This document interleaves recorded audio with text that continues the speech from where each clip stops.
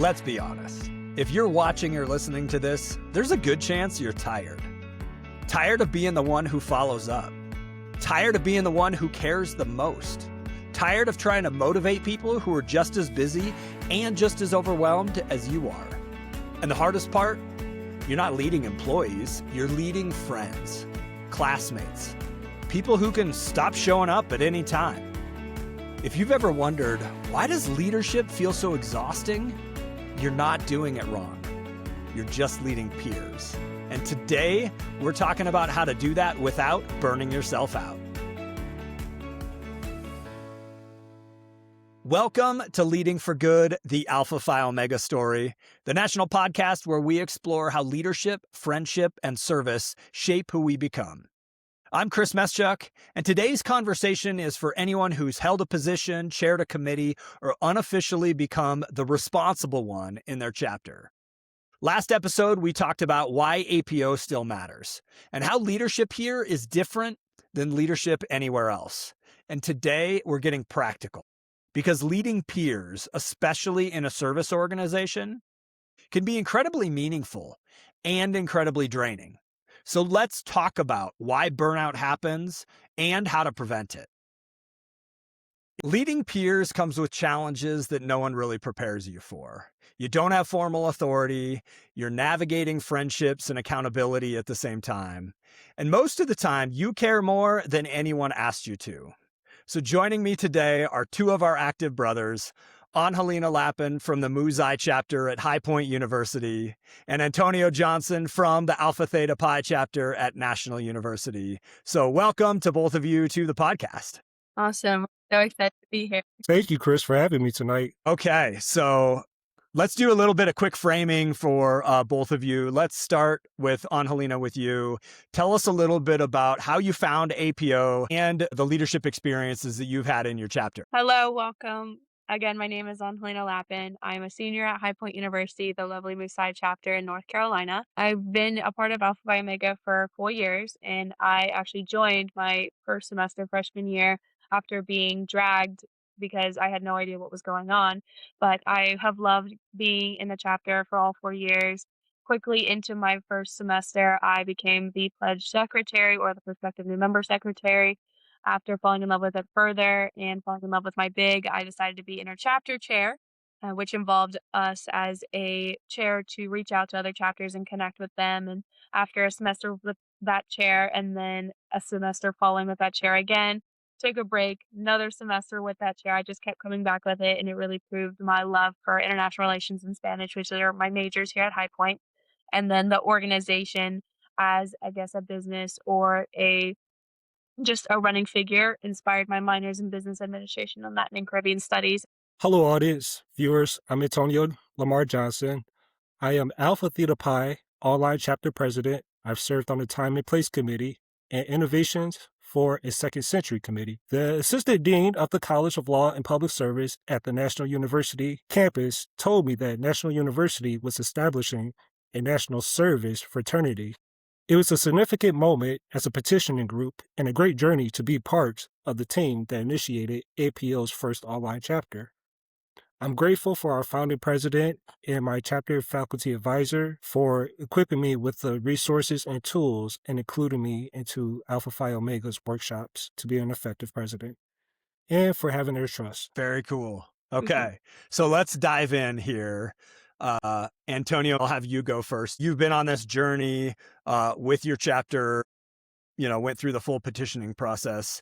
Now, as your role as the president, was there a moment in that journey so far for you that leadership started to feel heavy? For sure. Absolutely, Chris. This year is my senior year, and I will be transitioning to prepare for law school admission tests.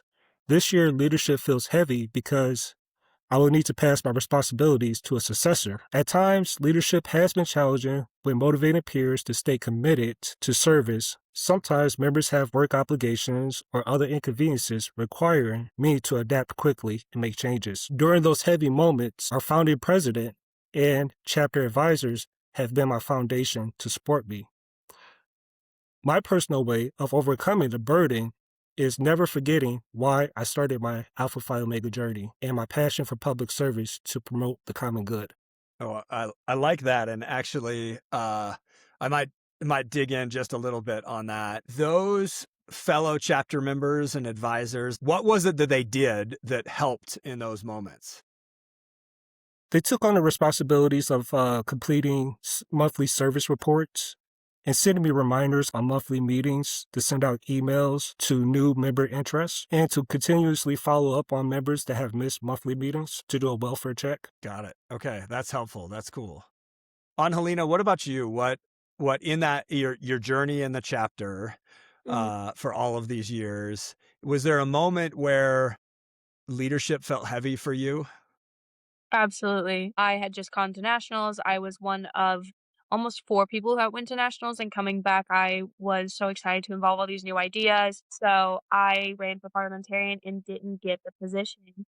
And I was remember it being such a mentally taxing leadership challenge because I realized that because of how good this meant to me is not the same perspective that students who had not gone to nationals or don't understand is a different perspective to them. And so after a semester of taking a step back and trying to take a different approach of more friendliness and more conversational, go walking through what the bylaws mean and walking through what this would mean in a different perspective where we have a national fraternity or we have a chapter in Illinois. We have a chapter of 20 people. Our chapter being around 120 looks a lot different. So the hardest part about that challenge and my biggest growth as a person has been because of my love for the chapter. Sometimes when you push that love onto other people, it makes them panic and it makes them reject something that is so unfamiliar and isn't well described because it wasn't talked about. And so the influence of communication, the influence of being a teacher is a aspect of leadership I didn't realize until it was too late when I was running for a position and hadn't had the strength of companionship, of fellowship that the university and our fraternity prides ourselves on, which is the hardest part about my leadership and my leadership journey in the 4 years. I really appreciate you sharing that experience of you go for something and you don't get it. Mhm. And then you have that opportunity to reflect on it. And sometimes those lessons of leadership are even stronger than those lessons that you gain through success. So I want to unpack a little bit of what you just described because there was some really good nuggets in there. And can you describe like what were those expectations that you were putting on yourself that maybe nobody else even asked you to do?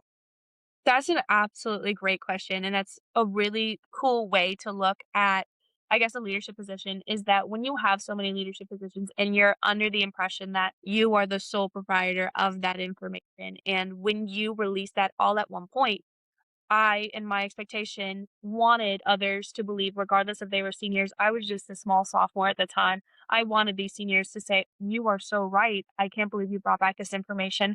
Let's do it immediately." Instead of failing to convey those expectations, instead, it was a list of wants. I want this to be changed. This needs to be changed. This needs to be changed.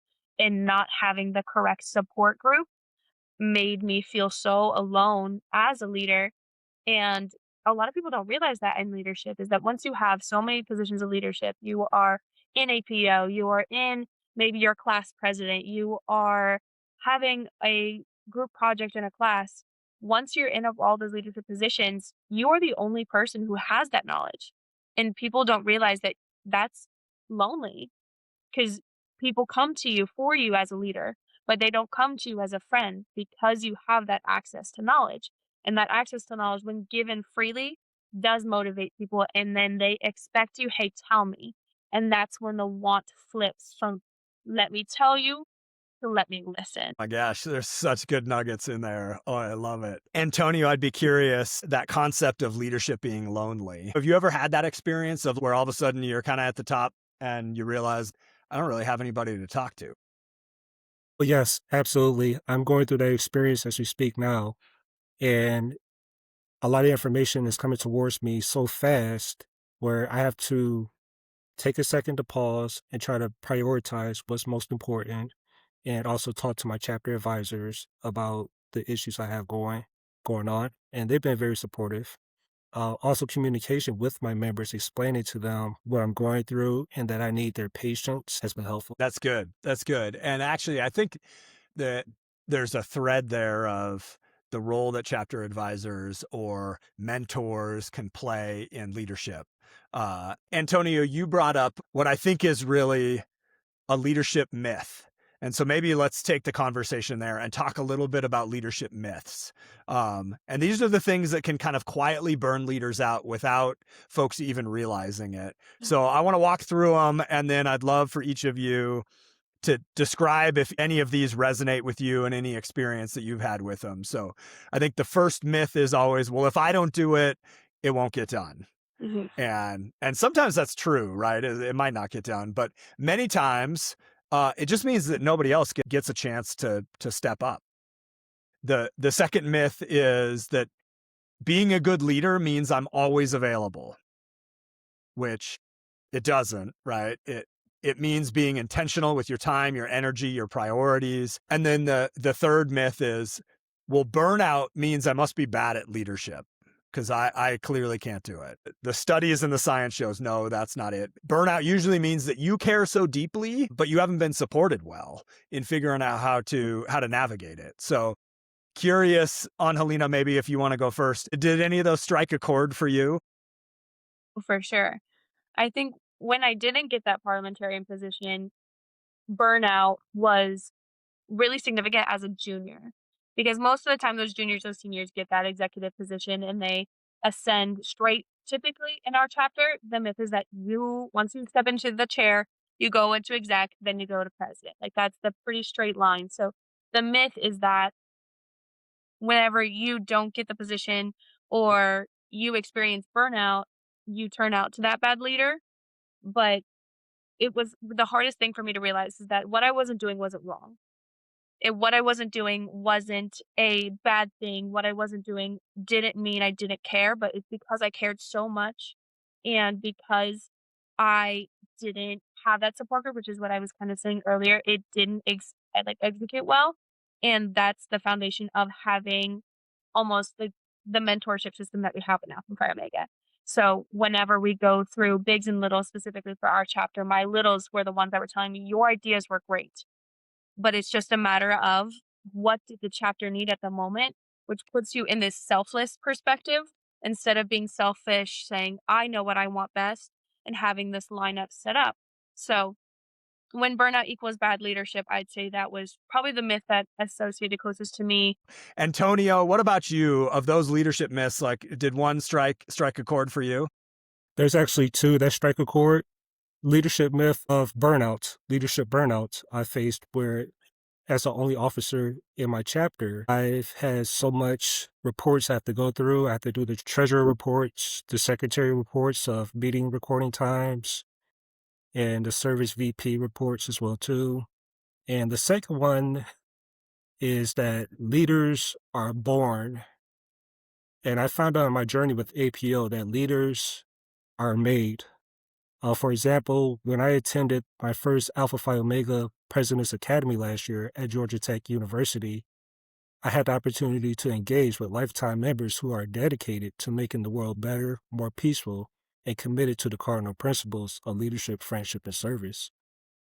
That was an incredible experience to see presidents and officers continuously pursue new skills and growth, and just avoiding stagnation in their chapters and understanding their culture in their chapters too. So I truly believe our fraternity leadership was also shaped at the Centennial National Convention, where we focused on leaving a legacy for 100 years, and we're now creating a second century legacy. So, as Alpha Theta Pi president, I've learned that true leaders will face adversity and a test, which are essential to strengthening leadership.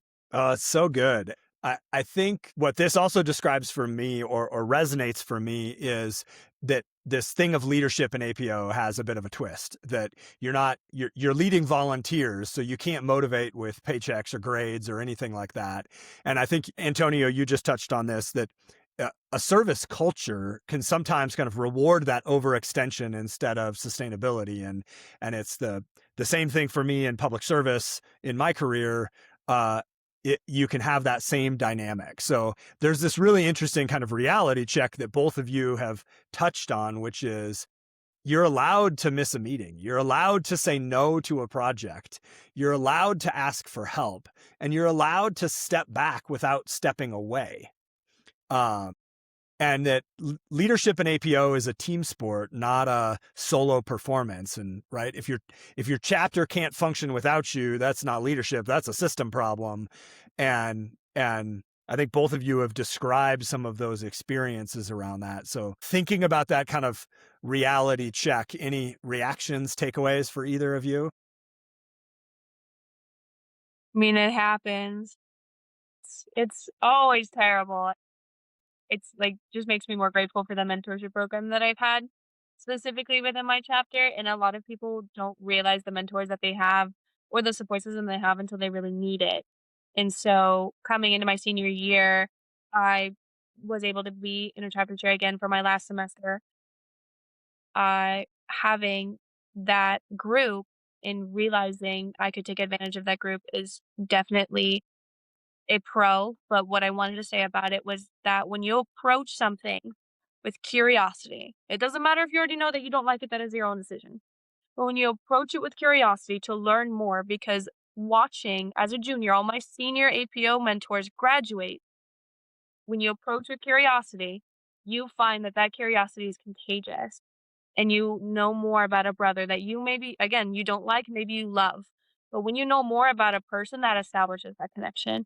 So curiosity carries, curiosity is contagious, and curiosity funds what our volunteer system is. Like we are curious about how can we help another person? How can we help Habitat for Humanity? How can we help these backpacks? How can we help other people that don't know or may not need a way to help others or to help their organization? And that's what is a great motivator, especially in our chapter, is curiosity for master classes. What do brothers know? Can we do an Irish jig dancing class? Can we do this leadership speaking seminar? And that fuels a lot of our students, even though they're worth points. So you can gain as many points as you can for that our chapter. But that's what allows them to sign up for those events is a curiosity, is a marketing, is a sense of the business orientation, but still has the like close value to the heart that what values mental engagement and mental, I guess, passion is the discovery of what is new. I agree with Angelina. Having those mentorships programs are helpful. My experience is I focus on our culture in Alpha Theta Pi, where I like to focus on relationship building with my members and have that positive energy and creating an environment where we can be ourselves to talk about our personal, issues or concerns we have within the chapter and helping each other address our concerns too. Um, we don't look down on burnouts. We like to try to uplift our brothers. And I always try to promote solidarity that if you win, I win. If you take a loss, I take a loss. We're in this together. And there's always an open door policy to talk about anything you need to. We could probably stay here and keep talking for hours. I'm going to bring us to a wrap here. So Angelina, Antonio, thank you both for sharing your wisdom, your experience, and for being the first two active brothers on the podcast. So super excited for the both of you. Thank you so much. Thank you so much, Chris. Thank you, Angelina. Nice to see you. Thank you, Thank you, Antonio, Chris. and thank you, Chris, so much. It was such a pleasure and honor to share our experiences. Oh my gosh, that was such a good conversation. Let's close this out with 3 ways to lead peers without burning out, starting this week. 1, share ownership, not just tasks. So instead of asking, can you do this? Try, what decisions do you feel comfortable owning here? Because ownership builds investment, tasks build dependence. 2, set expectations out loud. Tell your team when you're available, how you prefer to communicate, and what you can't take on. Because boundaries aren't selfish, they're leadership tools. And 3, redefine success. because success isn't doing everything. Success is building something that lasts, even when you're not there. So ask yourself, if I stepped back next semester, would this still work? In the next episode, we're talking about something closely related to burnout: how to motivate members without guilt, pressure, or constant reminders. Because leadership shouldn't feel like dragging people uphill alone. So before we wrap up, I want to say this clearly. You don't owe your exhaustion to APO, and taking care of yourself doesn't make you less committed, it makes you sustainable. So if this episode resonated with you, send it to another chapter member, or listen to it together at an exec meeting and talk about what needs to change. And hit subscribe wherever you watch or listen. And if you have a story about burnout or how you worked through it, we'd love to hear from you. Email me at podcast@apo.org. We'll see you next time. Because when we lead for good, we change more than our chapters, we change ourselves.